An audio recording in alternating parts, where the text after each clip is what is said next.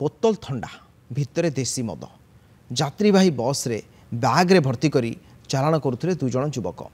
बस रु 2 युवक को गिरफ करने सहित मद जबत करिछि उदला पुलिस। उदलारू भुवनेश्वर जाउथिबा शांतिलता नामक यात्रीवाही बस रे माने चालाण करुले। आपण देखंतु से बैग को से बोतल को विभिन्न प्रकार ठंडा बोतल या भितर सब मद शांतिलता नामक यात्रीवाही बस रे माने चालाण करुले।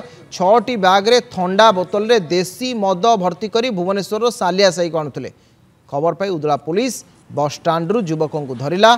सेमानक निकटरू 55टी ठंडा बोतल रे 110 लिटर देसी मद जबत करिछि। आउ गिरफ 2 जण युवक होउचंती लव सिंह भोलानाथ सिंह। सालिया साई रे मद पहुंचाइथिले 500 टंका लेखा मिलिथांता बोली कहिसंती गिरफ 2 जण युवक।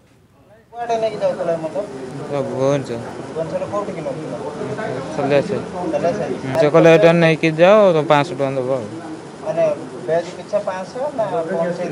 ना पहुंचे दिलो 500 1.5 लीटर लेकर प्राय से आसिक नहीं जानती से स्टॉपेज पकड़ भुवनेश्वर मत तो फास्ट टाइम जाऊँ से